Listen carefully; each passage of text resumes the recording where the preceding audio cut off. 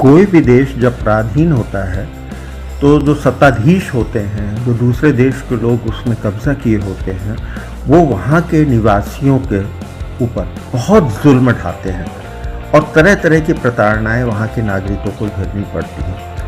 इसका हम हिंदुस्तानियों ने बहुत भुगता है और हमारे बहुत सारे चीज़ें जो हैं वो इतिहास के पन्नों में उन ब्रिटिश लोगों के नाम दर्ज हैं जिनमें उनका कोई योगदान नहीं है। आज मैं आपसे चर्चा करने जा रहा हूँ विश्व की सबसे ऊंची चोटी एवरेस्ट, माउंट एवरेस्ट की। माउंट एवरेस्ट जो कि विश्व की सबसे ऊंची चोटी है, ये एवरेस्ट कौन थे?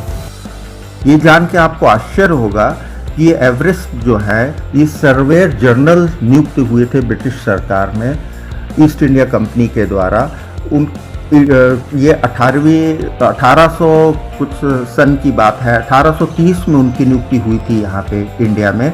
उस समय ब्रिटिश गवर्नमेंट ने, ईस्ट इंडिया कंपनी ने निर्णय लिया था कि भारत का जो है त्रिकोणमितीय सर्वे कराया जाए पूरे भारतवर्ष का, जिससे कि उनको वो स्थान चिन्हित हों, आवागमन की उनकी सुविधाएं बना सकें, वो अपने सेना के कैंप्स वहाँ लगा सकें और दुनिया भर के दोहन कर सकें। उसके बीच में उनको एक ऐसे गणना पर्यवेक्षक की ज़रूरत थी कि जो कि इसमें बिल्कुल निपुण हो और इस कार्य को बहुत अच्छे से कर सके।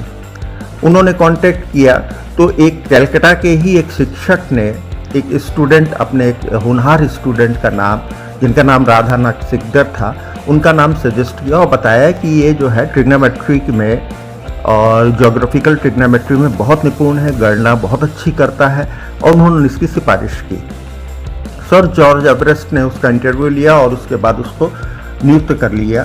देखा कि इसमें होनहार छात्र है और उसका नियुक्त कर दिया। उसका काम ये था कि उसको जो भी डाटा प्राप्त होते थे पूरे इंडिया से, उसका वो चित्रण करता था, उसका एनालिसिस करता था, उसकी गणना करता था। 1843 में जॉर्ज एवरेस्ट रिटायर हो गए और वो रिटायर होने के बाद अपने देश वापस चले गए।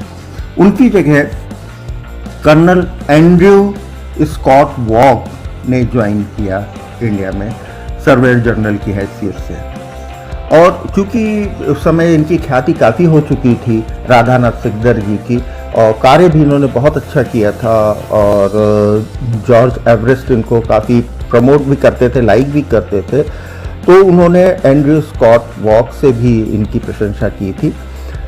तो एंड्रयू स्कॉट वॉग ने एक सोचा कि हिंदुस्तान के जो पर्वत हैं उनकी ऊंचाई नापी जाए। उस समय तक कंचनजंगा को विश्व की सबसे ऊंची चोटी माना जाता था और जिसको हम माउंट एवरेस्ट कहते हैं, इसको पीक XV के नाम से जाना जाता था, जिसको अगर इंग्लिश में कहें तो पीक 15 कह सकते हैं।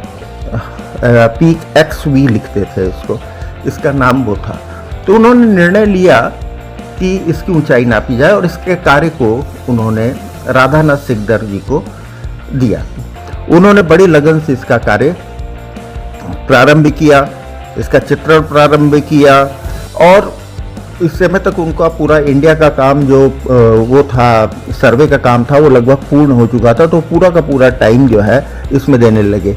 उस समय ना ही प्रमाणिक दूरदर्शी हुआ करते थे और ना ही कोई ऐसे कंप्यूटर्स या कैलकुलेटर्स, इतने एडवांस कैलकुलेटर्स थे कि उसकी गणना सही की जा सके। लेकिन राधानाथ सिकदर ने बहुत परिश्रम और लगन से और बहुत एक्यूरेसी के साथ इस पीक का नापने का कार्य प्रारंभ किया।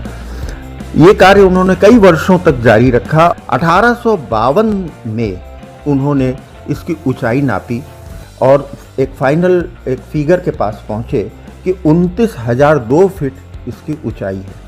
जब उन्होंने ये देखा कि इसकी ऊंचाई इतनी आ रही है तो उन्होंने देखा ये तो कंचनजंगा से ऊपर है, विश्व की सबसे ऊंची चोटी होने जा रही है। तो फिर उन्होंने अपने कैलकुलेशन को खुद रिवाइज करने का सोचा कि हम इस कैलकुलेशन को रिवाइज करें, और उसमें भी उनको 3-4 साल लगे। 1852 में हालांकि वो जान चुके थे, लेकिन फिर 1856 में जाके वो अपने जो एनालिसिस थी उससे संतुष्ट हुए कि बिल्कुल सही एनालिसिस थी, सटीक एनालिसिस थी, और उन्होंने इसकी जानकारी कर्नल एंड्रयू स्कॉट वॉक को दी। उसके बाद जब ये ब्रिटिश गवर्नमेंट को इन्फॉर्म किया गया तो ब्रिटिश गवर्नमेंट की तरफ से और कर्नल एंड्रयू स्कॉट वॉक की तरफ से इस पीक का नामकरण करने की जब बात आई तो इसका नामकरण जॉर्ज एवरेस्ट के नाम पे, जो कि पहले सर्वेयर जनरल थे, पहले जो इनसे पहले थे, उनके नाम पे किया गया। जबकि जो जॉर्ज एवरेस्ट थे ये उस पेरीफेरी में कभी नहीं गए। चढ़ने की बात तो बहुत दूर की बात है कि एवरेस्ट को में चढ़ने का इन्होंने कभी प्रयास किया हो, उसके नीचे तक ये कभी नहीं गए। ना ही इनका कोई भी योगदान एवरेस्ट को नापने की किसी भी प्रक्रिया के साथ हुआ। ये क्यों हुआ?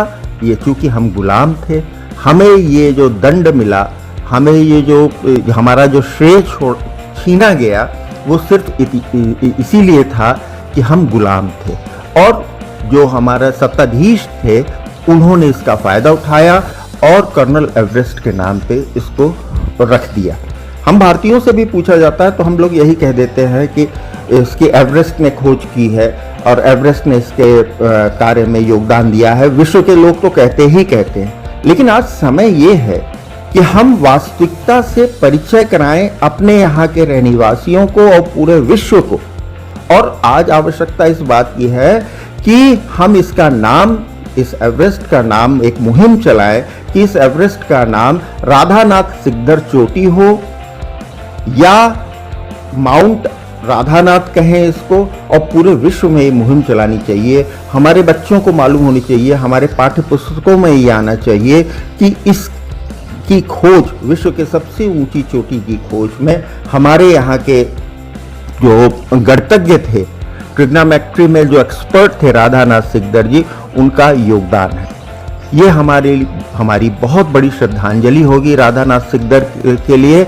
और हम हिंदुस्तानियों को, और ये जो समय है इसमें हम हिंदुस्तानियों को ये करना चाहिए कि इसके ऊपर एक मुहिम चलाएं और अपने बच्चों को एजुकेट करें।